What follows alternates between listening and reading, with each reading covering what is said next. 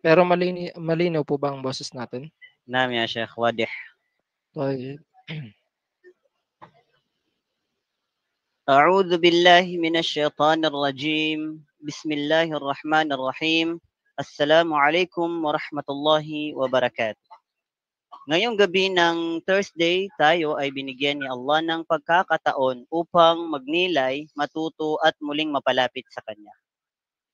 Sa katahimikan ng gabi, naway ang bawat salita ay maging paalala ng habag at gabay ni Allah sa ating buhay. At malugod po naming tinatanggap ang lahat ng nanonood at nakikinig dyan sa may Facebook Live at pati na rin po dito sa may Google Meet at especially sa ating tagapagsalita na si Sheikh Nuruddin Mabaning. At siya po ay isang daiya na kilala sa kanyang kaalaman at malasakit sa umma.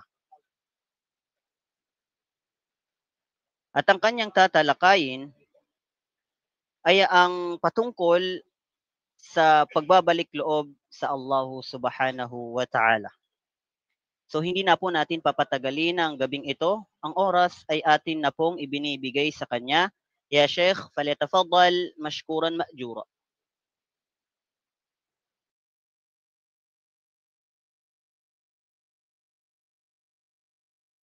السلام عليكم ورحمة الله وبركاته. الحمد لله الحمد لله رب العالمين، والعاقبة للمتقين، ولا عدوان على الظالمين. الحمد لله, ang lahat ng papuri, pagdakila, pagpapasalamat ay para kay Allah Jalla wa Ala, ang Panginoon ng sanlibutan, ang lumikha sa kalangitan at sa mga kalangitan at mga kalupaan, lumikha sa mga tao at mga jin, upang siya ay sambahin na nag-iisa at walang katambal. Ahlan, ahlan wa marhaban bikum jami'an, ayyuhal mushahidun al-kiram, ayyuhal ahibba, ayyuhal ikhwa, wa ayyatuhal akhawats. Hayyakumullahu jami'an wa bayyakum. Sa gabing ito biidhnillahi tabaraka wa ta'ala, mga kapatid sa pananampalatayang Islam, ay tatalakayin natin sa maikling oras ang patungkol sa pagbabalik loob sa Allahu Jalla wa Ala, sapagkat alam naman natin, mga kapatid sa pananampalatayang Islam, na ni isa sa atin ay walang makakaligtas o exempted sa pagkakasala. Walang perpekto sa ating mga makhlukat. Naam. Kaya naman, ang pinakamainam na dapat kabilang sa tinatalakay natin, mga kapatid, ay ang palagi ang pagbabalik loob kay Allahu Jalla wa Ala. Naam. So inshallah, hali kayo at ating himayin at ating pag-usapan ang pagbabalik loob sa nag-iisang tagapaglikha, ang nag-iisang Panginoong Allahu Jalla wa Ala. Mga alipin ng Allahu Subhanahu wa Ta'ala, mga kapatid sa pananampalatayang Islam, katotohanan na napapalibutan ng anak ni Adam alayhi salam, naam, tayong lahat ay napapalibutan ng napakaraming kalaban, mula sa mga shayatin, mula sa mga demonyo, gayon din mula sa mga tao, at gayon din na mula sa mga jin. Naam. Ginagawa nilang mabuti para sa atin ng mga bagay na masasama. Ibig sabihin, ginagawa nilang maganda para sa ating paningin ang mga bagay na ito ay masasama. At gayon din na ginagawa nilang masama ang mga bagay na mga mabubuti. napapagsama-sama nitong mga ito, itong mga shayatin, mga tao at mga jin, ang mga iba't ibang uri ng kasamaan at paghahangad ng mga makamundong bagay sa iisang tao, o di kaya sa isang tao lamang. At gayon din na nag-iimbita sila o di kaya ay nag-uudyok itong mga ito ng labis-labis na paghahangad ng mga bagay na ginugusto ng isang tao dito sa mundo. Naam. Gayon din na dinadala din ng mga ito ang tao tungo sa kasawian at pagkalugi. At gayon din na ito ang hihila sa tao patungo sa kaparusahan ng dahil sa mga kasamahan at mga kasalanang kanyang ginagawa. At subhanallah, nagpapahirap ito sa isang mananampalataya at dito niya mararamdaman ang kanyang pagkakamali at ang kanyang mga kasalanan. Subhanallah. Wa ya'ti rahmatullahi arhamar rahimin. Naam. Wa yaftahu baba o abwaba tawbah. Naam. Wa yaftahu abwaba tawbah.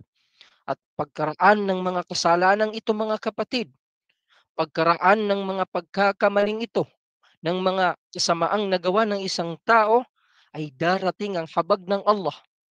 Darating ang awa ng Allah Jalla wa'ala na kung saan siya ang pinakamaawain sa lahat. Siya ang maawain na Allah subhanahu wa ta'ala na kung saan ay bubuksan niya sa atin ang mga pintuan ng pagtatawbah o pagbabalik loob sa Kanya na Allah subhanahu wa ta'ala. Subhanallah. At gayon din na siya ay nag-iimbita sa atin sa palagiang pang-araw-araw na pamumuhay natin na tayo ay humingi ng kapatawaran. Subhanallah. Na siyang nagbibigay ng gantimpala sa mga mabubuti nating gawain na nagagawa.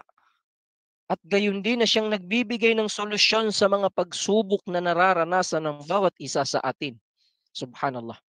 At nang dahil nga sa kanyang kadakilaan at kanyang kabutihan, pinapalitan niya ang mga nagawang kasalanan, sila yaong mga nagbabalik loob, ay pinapalitan ng Allah Jalla wa Ala ang kanilang mga nagawang kasalanan ng kabutihan at ng gantimpala mula sa kanya na Allah Subhanahu wa Ta'ala. Qala Allah Jalla wa Ala, "Wallahu yuridu an yatuba 'alaykum wa yuridu alladhina yattabi'una ash-shahawat an tamilu maylan 'azima." Ayon sa malapit nitong salin, sinabi ng Allah sa Suratun Nisa, aya ika-27, at ang Allah ay naghahangad na tanggapin ang inyong pagsisisi. Subalit yaong mga sumusunod sa kanilang masasamang pagnanasa ay naghahangad na kayo ay may layo tungo sa malaki at malayong pagkalihis. Subhanallah. Kaya naman mga kapatid sa pananampalatayang Islam, ginawa ni Allah Jalla wa Ala ang pagbabalik loob o yung pagtatawbah upang ito'y magsilbing tanggulan para sa mga taong umaamin. Inaamin nila na sila ay nagkasala kay Allah at sila ay umaasa sa kanilang Panginoong Allah, na sila ay nagsisisi sa mga nagawa nilang kasalanan. Habang sila ay umaasa na protektahan sila ng Allah, proteksyonan sila ng Allah sa pamamagitan ng paghingi nila ng kapatawaran, at pagkatapos ng kanilang pagkakamali, ay agad-agad silang gumagawa ng kabutihan. Subhanallah. Katotohanan mga kapatid, sa pananampalatayang Islam, pinapatawad sila ng Allah sa kanilang mga kasalanan, at hindi lang yun, itinataas ng Allah ang kanilang mga antas. Naam. Tahib, ang pagbabalik loob po mga kapatid ng taos-puso ay nagpapawi o nagbuburan ng anumang kasalanan, kahit gaano pa ito kalaki o kahit gaano pa ito karami. Subhanallah. Kahit pa ito ay paglabas o yung pagmumurtad na sa Islam, paglabas sa Islam, o di kaya yung al-isyraku billah, yung pagtatambal kay Allah Subhanahu wa Ta'ala. Naam, hangga't ang tao ay nabubuhay pa, naam, hangga't hindi pa siya dinaratnan ng kamatayan, ay napapawi ang kanyang mga kasalanan, nabubura ang kanyang mga kasalanan. Naam, hangga't sa siya ay humihingi ng kapatawaran sa Allah. Naam. Sinabi ng Allah sa Suratul Anfal, aya ika-38, "Qul lilladhina kafaru iyantahu yughfar lahum ma qad salafa wa iyaudu faqad maddat sunnatul awwalin." Naam. Ayon sa malapit na itong salin, sabihin mo sa mga di naniniwala o di naniwala na kung sila ika ay magsisitigil o di kaya sila ay magsitigil, ang anumang naunang nangyari noon ay patatawarin para sa kanila. Ibig sabihin, anuman ang naunang mga kasalanan na kanilang nagawa ay patatawarin ito para sa kanila. Ngunit sila ika, ha, kung sila ika ay nagsibalik, sa pag-uusig, sa makatuwid, ang sumundan ng mga naunang mga naghimagsik na ito na mga tao, katiyakan ay naganap na. Na. So ibig sabihin mga kapatid, katotohanan na binubuksan ng Allah ang pintuan ng pagbabalik loob sa lahat ng mga nagsisipagsisi, ang lahat ng nagtatauba, at binubuksan ng Allah ang kanyang mga palad sa gabi upang makapagbalik loob ang mga nagkasala sa araw. At sa kabilang banda ay binubuksan ng Allah ang kanyang palad sa araw upang makipagbalik loob naman ang mga taong nagkasala sa gabi. Naam, mismo ngang Allah, ah, kanyang sinabi sa hadith qudsi, "Ya ibadi, innakum tukhti'una bil-laili wan-nahar, wa ana aghfiru dhunuba jami'a, fastaghfiruni aghfir lakum." Naam, ayon sa malapit nitong salin, "O aking mga alipin," sabi ng Allah, "katotohanan na kayo ay nakakagawa ng pagkakamali sa araw at sa gabi, at katotohanan na ako ay nagpapatawad ng lahat ng mga kasalanan. Humingi kayo ika ng kapatawaran sa akin at patatawarin ko kayo," sabi ng Allah Subhanahu wa Ta'ala. Wa qala ayda, naam, fi surati Az-Zumar, aya ika-53, "Qul ya ibadiyalladhina asrafu ala anfusihim la taqnatu min rahmatillah. Innallaha yaghfiru dhunuba jami'a, innahu huwal ghafurur rahim." Naam. Ayon sa malapit nitong salin, sabihin mo, "O aking mga alipin," sabihin mo, "O Muhammad, o aking mga alipin na nagmalabis sa paggawa ng mga kasalanan laban sa kanilang mga sarili, la taqnatu min rahmatillah." Huwag kayong mawalan ng pag-asa mula sa habag ng Allah Subhanahu wa Ta'ala. Innallaha yaghfiru dhunuba jami'a, sapagkat katotohanan ang Allah ay pinapatawad niya ang lahat ng kasalanan. Innahu huwal ghafurur rahim, at katotohanan, katiyakan ng Allah ay siya ang mapagpatawad at siya ang maawain. Toyib, bilang pagkaragdagan o pagpapalakas pa sa mga katibayan na ang Allah Subhanahu wa Ta'ala ay katiyakan na palagi nang nagpapatawad sa kanyang mga alipin, ay sinabi ng Allah sa Suratun Nisa ay sa aya na ika 100 at ika-10, 110, "Wa may ya'mal su'an aw yadhlimu nafsah thumma yastaghfirillaha yajidillaha ghafurar rahim." Masya Allah. Ayon sa malapit nitong salin, "At sino man ika ang gumawa ng kasamaan o ng kamalian sa kanyang sarili, ngunit pagkaraan, naam, pagkaraan ay humingi siya, yastaghfirillah, humihingi siya ng kapatawaran sa Allah Subhanahu wa Ta'ala, yajidillaha ghafurar rahim." Ikatiyakan na kanyang matatagpuan ng Allah na mapagpatawad at maawain sa kanya. La hawla wala quwwata illa billah. Mga kapatid sa pananampalatayang Islam, sino man, naam, sino man ang mag-akala na ang mga kasalanan, subhanallah, ang mga kasalanan niya ay kumbaga mas malaki pa o mas malawak pa kaysa sa kapatawaran ng Allah, katotohanan na siya ay nagkamali sa kanyang Panginoon ng masamang pag-aakala.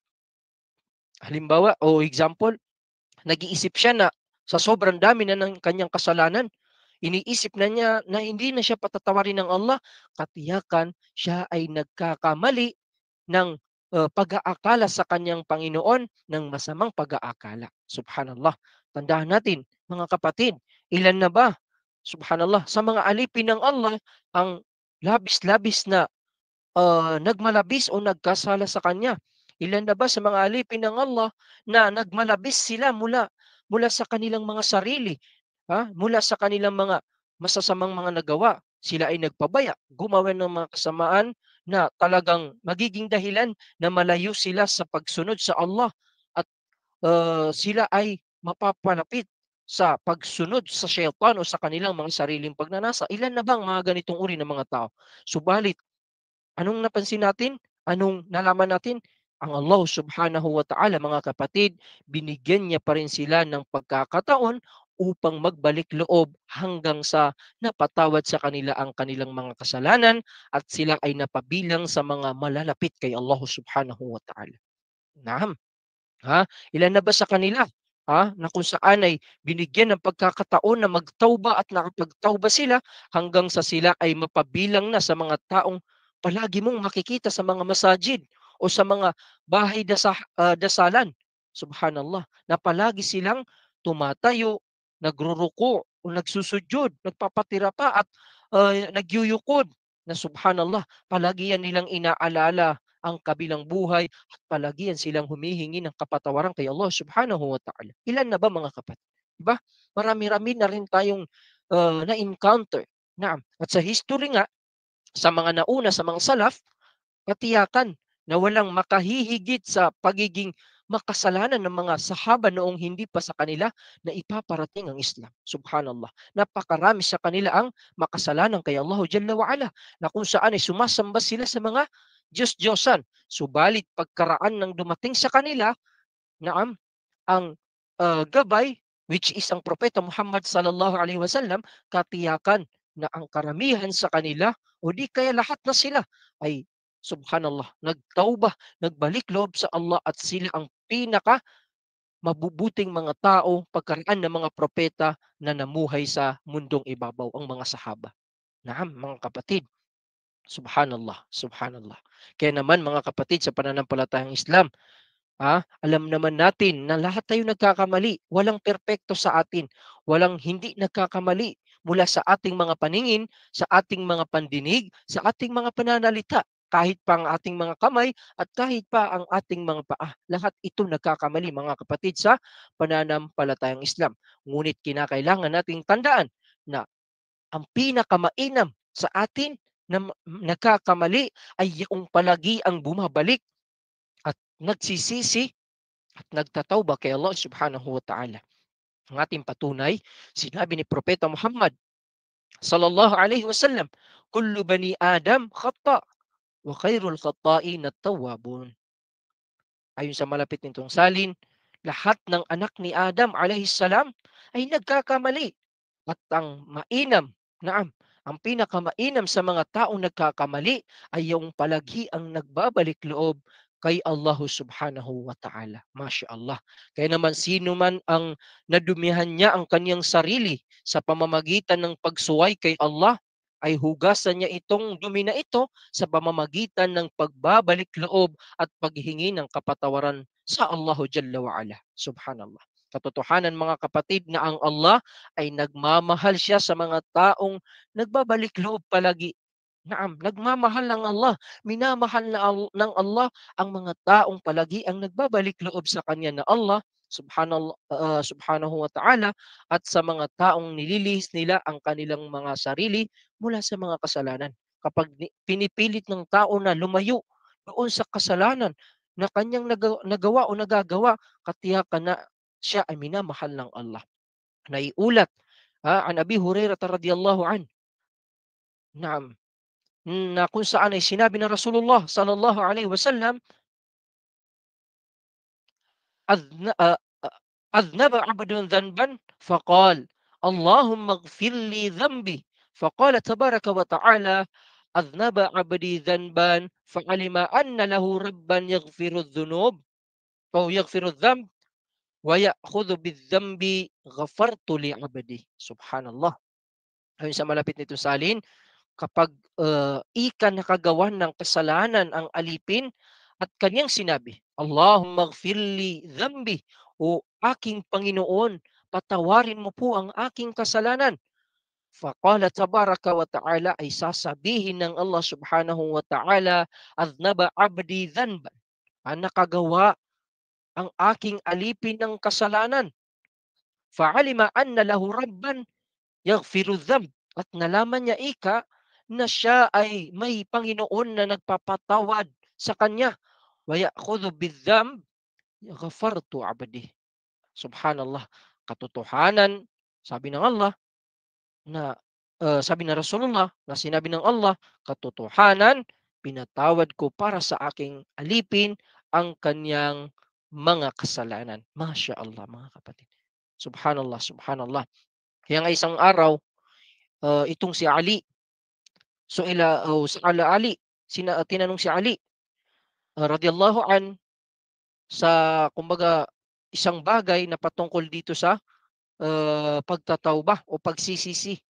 Naam. Itong si Ali, isa siya sa mga sahaba ng Rasulullah sallallahu alaihi wasallam na may pinakamalawak na pag-unawa sa relihiyong Islam. Naam. So, tinanong si Ali patungkol sa isang alipin na kung saan ay nakagawa siya ng kasalanan. So, anong sinabi ni Ali? Humingi siya ng kapatawaran sa Allah. Humingi lang siya ng kapatawaran sa Allah. At tinanong siya ulit, ah, halim muli, halimbawa tinanong siya ulit na, papaano naman kapag siya uli ay bumalik sa kasalanan? Ibig sabihin, nakagawa siya muli ng kasalanan. Nakagawa siya muli ng kasalanan. Ano sinabi ni Ali? Humingi siya ng kapatawaran sa Allah at siya ay magbalik loob sa Allah. At muli may nagtanong na naman o may nagsalita sa kanila, papaano kung siya ay muling bumalik sa paggawa ng kasalanan? So pangatlong pagkakataon na tanong sa kanya, ang tugon ni Ali, humingi siya ng kapatawaran sa Allah at siya ay magbalik loob. At kanilang tinanong, hanggang kailan siya mananatili sa ganitong kalagayan? Ang sagot ni Ali radhiyallahu an, hanggang sa ang Satanas o Shaytan ay maging talunan. Sapagkat alam naman natin na ang mga Shaytan, sila ang palagi ang naguudyok sa atin na makagawa ng kasalanan. So, sa tuwing tayo makakagawa ng kasalanan, ang in-advise lamang sa atin ni Ali radhiyallahu an ay magtawbah. Paulit-ulit tayong magbalik loob kay Allah subhanahu wa ta'ala hanggang sa mapagod na si Shaytan at maging talunan siya, dahil palagi tayong nagbabalik loob kay Allah subhanahu wa ta'ala. Kaya naman sinabi pa nga kay Hasan al-Basri, rahimahullahu ta'ala, hindi ba nahihiya ang isang mula sa atin na siya ay gagawa ng kasalanan, pagkatapos siya ay hihingi ng kapatawaran at pagkatapos siya ay babalik na naman sa paggawa ng kasalanan? So anong sinabi ni Hasan al-Basri? Gugustuhin ni Satanas o ni Shaytan na maging ganyan ng inyong kalagayan. Naam, ibig sabihin magkakaroon kayo ng hiya na humingi ng kapatawaran sa Allah. Kaya huwag kayong magsagawa o magsawa, naam, ng paghingi ng kapatawaran mula sa Allah. Ibig sabihin, huwag kang mahiya, huwag tayong mahiya na magbalik loob kay Allah subhanahu wa ta'ala. Hindi naman si Allah hindi katulad ng kaniyang mga nilikha na kumbaga sa mga tao, di ba ang mga tao kapag subhanallah, paulit-ulit mong nagagawa ng kasalanan, katiyakan nagsasawa siya. Magsasawa rin siya na tanggapin ang iyong paghingi ng kapatawaran. Subalit hindi po sa Allah, mga kapatid. Ang Allah subhanahu wa ta'ala, katiyakan na mas naiibigan niya na kapag nagkasala ang alipin ay magbabalik loob agad ito kay Allah subhanahu wa ta'ala, mga kapatid sa pananampalatayang Islam. Taib, wahakada. Kasama sa paghingi, kasama ng paghingi ng kapatawaran sa Allah, mga kapatid, at pagbabalik loob sa Kanya, ay may mga gawain mula sa mga obligado, yung mga wajibats, at gayon din sa mga voluntaryo o di kaya sa mga mga sunan, na ito'y magiging dahilan na makapagpapawi o makapagbubura ng mga kasalanan. At gayon din na itataas din nito yung mga gawain na ito ng antas. Itataas pa ng antas ng dahil sa mga gawain na ito. Ayib. So ang ilan sa mga bagay na ito, magbanggit tayo ay katulad ng alwudu, yung pag-a-ablution mga kapatid. Naam. Gayon din yung pagdarasal, yung pagsasagawa ng 5 times pray. Gayon din yung ah, pag-aayuno, pagfa-fasting sa buwan ng Ramadan at saka yung mga sunnah. Naam. Yung pagbibigay ng zakah, paglalakbay sa Makkah. Naam. Safaru ila Makkah. Ha? Sa, buwan ng, Dhul-Hijjah sa pagha-Hajj, naam. Gano'n din yung qiraatul Quran, pagbabasa ng Quran at yung iba pang mga gawain na, kinalulugdan at, kinaiibigan ng Allah Subhanahu wa Ta'ala mga kapatid sa pananampalatayang Islam. Ayan, yung mga bagay na ating binanggit at, yung mga bagay na hindi pa natin nabanggit na mga mainam na mga gawain, katiyakan nakapagpapawi ito ng ating mga kasalanan mga kapatid sa pananampalatayang Islam. Sinabi ni Propeta Muhammad sallallahu alaihi wasallam, katulad doon sa pag-ablution, naam, doon sa pag-aabdas o yung pagsasagawa ng ablution upang magsala, naam, sinabi ni Propeta Muhammad sallallahu alaihi wasallam, man tahhara fi baitihi thumma masya ila baitin min buyutillah liyaqda faridatan min faraidillah kanat khatwatahu ihdahuma tahuttu khasi'atan o khati'atan wal ukhra tarfa'u darajah. Subhanallah. Ayon sa malapit nitong salin, sino man ika, naam, ang magsagawa ng ablution sa kanyang bahay, pagkatapos nito ay siya ay lumabas sa kanyang tahanan, naam, siya ay pupunta sa bahay ng Allah, ibig sabihin sa masjid, para isakatuparan ang obligadong pagdarasal na ginawang obligado ito ng Allah para sa kanya, ang isang hakbang niya ay nakapagbubura ng isang kasalanan at ang isa naman ay nakapagtataas ng kanyang antas o ng kanyang kalagayan. Naam. At may nabanggit pa nga na pangatlo pangatlo pa dito, for example, ay pupunta siya sa masjid at ang kanya magiging hakbang ay 100 steps, ay magkakaroon siya ng halimbawa tagi-100. 100 na hasana o kabutihan, 100 na pagkabura sa kanyang mga kasalanan, at 100 na pagtaas ng kanyang antas. Sa kondisyon na lalabas siya, na siya ay nakapag-ablution, ikhlas siyang, mukhlis ang kanyang puso, siya ay mukhlis sa pagpunta niya doon, hindi pakitang tao ang pagpunta niya sa masjid, at pagkaraan siya ay magsasala agad.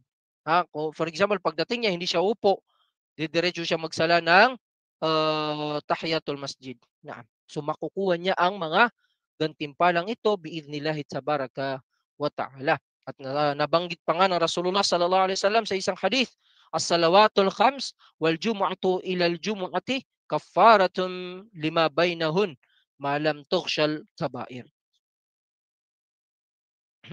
Ayon sa malapit nito salin, ang 5 beses ika na pagdarasal at ang pagdarasal sa araw ng Biyernes hanggang sa susunod na Biyernes o susunod na Jumu'ah, naam, ay kafaratul lima bainahun, ay may nakalaang kapatawaran sa pagitan ng mga ito. Ibig sabihin sa pagitan ng mga araw na ito ay may nakalaang kapatawaran sa pagitan ng mga ito, siyempre maliban lamang doon sa mga malalaking mga kasalanan. Subalit tinanong ng isa naming mga sheikh, naam, isa sa mga masyayikh namin sa Al-Ma'arif, na tinanong niyang kanyang guro o kanyang sheikh sa Saudiya patungkol dito, sinabi niya tungkol sa mga malalaking kasalanan, kapag naubos na ang mga maliliit na kasalanan, ay makakatulong naman ito para mabawasan yung kanyang mga malalaking kasalanan. Naam. Ibig sabihin 'pag naubos yung mga, maliliit niyang kasalanan, wala nang natira, ay insya-Allah mababawasan naman nito yung mga malalaki niyang kasalanan. Pero hindi niya lahat ito mapapawi. Siyempre kinakailangan pa rin ng tinatawag na taubah. Subalit, nang dahil sa mga pagdarasal na ito, naam, ay nababawasan niya yung mga, kaba'irudhunub, mga malalaking mga kasalanan mga kapatid sa pananampalatayang Islam. At bilang karagdagan pa nga na ating patunay ay sinabi pa ng Propeta Muhammad sallallahu alaihi wasallam, "Man tawadda'a fa ahsana al-wudu'a thumma atal jumu'ata fastama'a wa ansat ghufira lahu ma bainahu wa bainal jumu'ati wa ziyadatu thalathati ayyam."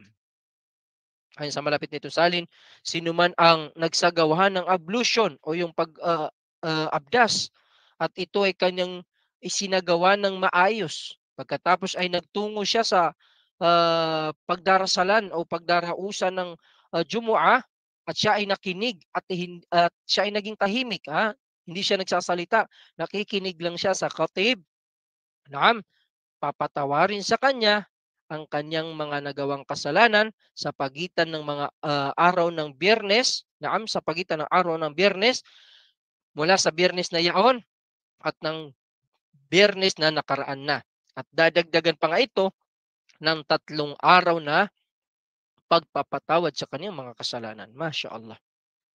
Napakagandang balita mga kapatid sa pananampalatayang Islam.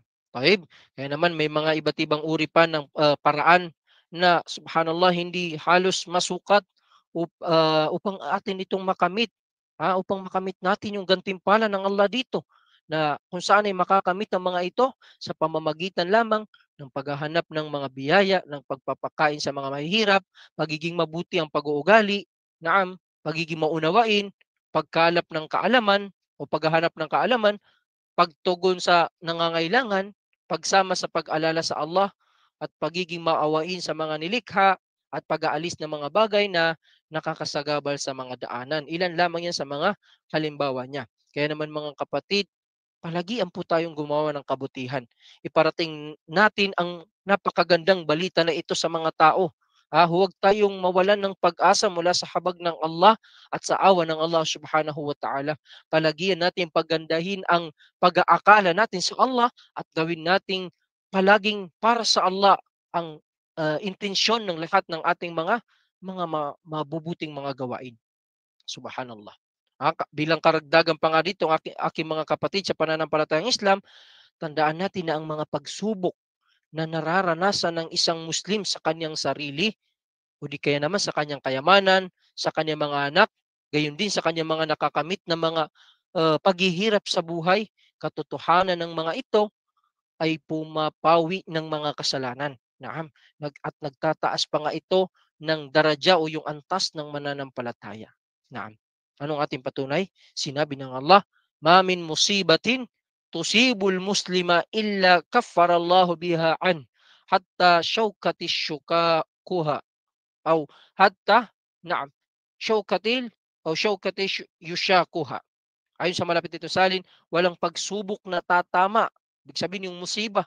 Walang musiba o pagsubok na tatama sa isang Muslim maliban na lamang napapatawarin ng Allah ang kanyang mga kasalanan ng dahil dito.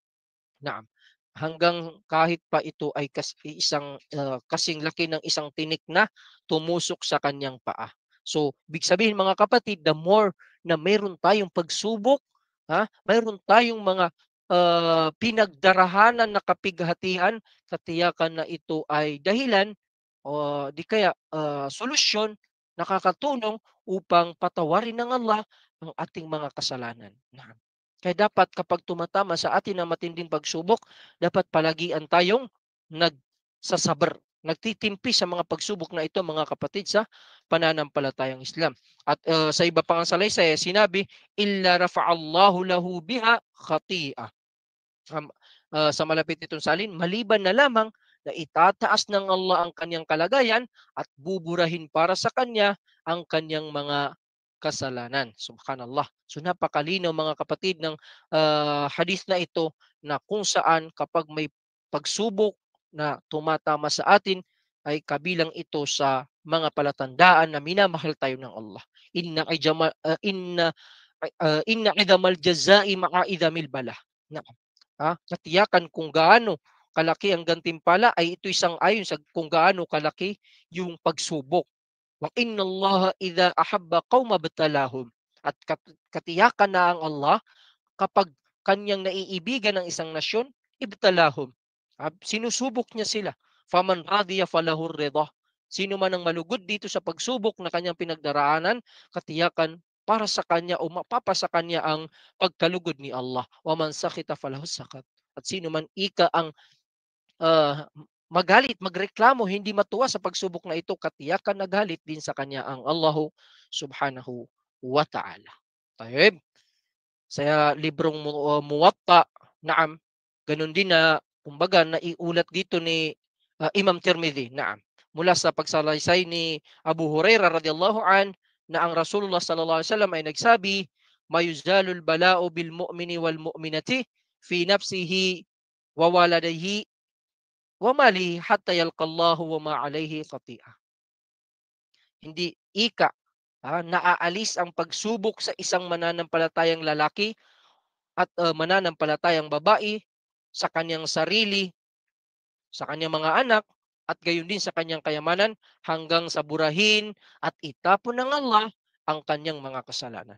Okay? So malinaw ang hadith na ito na ang ating mga pagsubok na pinagdaraanan ay isa ito sa mga daan upang mabura ang mga kasalanang ating mga nagawa na sa mga nakalipas. Mga kapatid sa pananampalatayang Islam, katotohanan na ang isang alipin kapag tinahak niya ang landas tungo sa Allah ng may katapatan at may taus-pusong pagbabalik loob na naghahangad siya ng kapatawaran at awa ng Allah, subhanallah, naam, at siya rin ay gumagawa o gumawa ng mga gawaing nakalulugod, kinalulugdan ng Allah, katotohanan na papasok ang kapayapaan sa kanyang puso at bubuksan sa kanya ang mga pintuan ng biyaya at siya ay gagabayan, naam, sa landas ng kanyang tinatahak at inililihim o inilalapit kay Allah subhanahu wa ta'ala. At gayon din na subhanallah, ililihim ng Allah, isisekreto ng Allah ang kanyang mga kasalanan pagdating ng araw ng paghuhukom. Nga, tatakpan ng Allah ang kanyang mga kasalanang nagawa pagdating ng araw ng buhay muli. Ating patunay ay sinabi ng Allah sa Suratul Tahrim ay ikawalo, sinabi ng Allah, "Ya ayyuhalladhina amanu tubu ila Allah taubatan nasuha. Asa rabbukum ay yukaffira ankum sayyi'atikum wa yudkhilakum jannatin tajri min tahtiha al-anhar. Yawma la yukhzillahu an-nabiyya walladhina amanu ma'ah. Nuruhum yas'a bayna aydihim wa biaymanihim yaquluna rabbana atmim lana nurana waghfir lana innaka ala kulli shay'in qadir." Ayun sa malapit nitong salin, kayo ika na mga naniwala, magbalik loob kayo sa Allah ng tapat na pagsisisi. Maaaring pawiin ng Allah o ng inyong Panginoon mula sa inyo ang inyong mga masasamang nagawa. At kayo ika ay kanyang papapasukin sa mga hardin na nasa ilalim nito ay mga ilog na umaagos sa araw na hindi niya hihiyain ang propeta at yaong mga naniwalang kasama niya. Ang kanilang liwanag ay mauuna sa kanila at ito'y nasa kanilang mga kanang kamay at sila ay magsasabi, "Aming Panginoon, gawin mo pong ganap ang liwanag para sa amin at kami po ay iyong patawarin." Katotohanan, sabi ng Allah, ikaw ang tanging may ganap na kakayahan sa lahat ng bagay. Masya Allah. Kaya naman mga kapatid sa pananampalatayang Islam, matakot po tayo sa Allah. Katakutan natin ng Allah mga kapatid na naniniwala kay Allah subhanahu wa ta'ala at huwag nating kalimutan na ang ating mga lakas, ang ating mga kalusugan, ang ating karangyaan ay nag-aakay sa atin patungo sa kamalian at kasalanan. Naam. Nag-aakay lamang ito sa atin tungo sa kamalian at sa kasalanan at naglalayo ito sa atin mula sa pagbabalik loob kay Allah subhanahu wa ta'ala, na kung saan ay nagiging sanhi ito ng pagkawala ng takot natin mula sa mga kaparusaan at pangamba natin sa mga masasamang uri ng katapusan, yung masamang kamatayan mga kapatid. Naam. Kaya dapat matakot tayo sa Allah mga kapatid. Naam. Sapagkat kapag tayo nalinlang ng ating mga sarili, nang dahil tayo malakas, malusog, marangya ang ating pamumuhay. Kapag tayo nalinlang dito, katiyakan na wala naman tayong ibang dinaya maliban sa ating mga sarili. Naam, wala tayong dinaya. Sarili lamang natin ang ating niloloko mga kapatid sa pananampalatayang Islam. At tandaan natin mga kapatid na ang kamatayan, katiyakan ito ay darating sa atin ng biglahan na hindi natin ito inaasahan. Naam, al-mautu ya'ti baghtatan. Ang kamatayan ay darating ito ng biglaan. Subhanallah. Sinabi pa ng Allah sa Suratun Nisa, وليست التوبة للذين يعملون السيئات حتى إذا حضر أحدهم الموت قال إني تبت الآن ولا الذين يموتون وهم كفار أولئك أعتدنا لهم عذابا أليما. Subhanallah. Ayon sa malapit nitong salin, at hindi maituturing na nagsisisi yung mga taong patuloy na gumagawa ng kasamaan hanggang kapag ang isa sa kanila ay abutan na ng kamatayan. Siya ay magsasabing, katotohanan ako'y nagsisisi na ngayon. Subhanallah. At hindi na maituturing na magsisisi yung mga taong namatay na o di kaya namatay habang sila ay di naniniwala kay Allah subhanahu wa ta'ala. Hindi naniniwala kay walalladhina yamutuna wa hum kuffar. Namatay na sila hindi naniniwala kay Allah Subhanahu wa Ta'ala, ulaika a'tadna lahum adhaban aliman. Para sa kanila ay aming inihanda ang isang napakatindi o di kaya mahabding kaparusahan. Subhanallah. Mahigpit at matinding kaparusahan para sa mga taong namatay na hindi sila nakapagsisi o nakapagtauba kay Allah Subhanahu wa Ta'ala. Subhanallah. Ha, kaya kaya ngayon mga kapatid, naam, may mga tao na kapag nakagawa ng kasalanan, sila ay nagmamadali na humingi ng kapatawaran kay Allah Subhanahu wa Ta'ala, na ito ay ginawa na nila itong natural sa kanilang mga sarili. Natural na ito sa kanilang mga sarili, ang palagi ang paghingi ng kapatawaran sa Allah at pagbabalik loob sa Kanya ng mabilisan. Subhanallah. Nagmamadali sila sa paghuhugas ng kanilang mga kasalanan sa pamamagitan ng paghingi nila ng kapatawaran mula sa Allah Subhanahu wa Ta'ala at sa pamamagitan ng paggawa nila ng kabutihan. So ito ang nagbibigay ng kapanatagan o nagpapapanatag sa kanilang puso na nagkakaroon sila ng takot kay Allah Subhanahu wa Ta'ala dahil sa palagi nila itong ginagawa. So, ang mga taong pinangakuan ng paraiso, naam, na kung saan ang lawak nito, ng paraiso na ito ay kasing lawak na buong kalangitan at kalupaan. So ito ay inihanda ni Allah Subhanahu wa Ta'ala para sa kanilang mga palagiang nagtatawbah, palagiang humihingi ng kapatawaran kay Allah Subhanahu wa Ta'ala.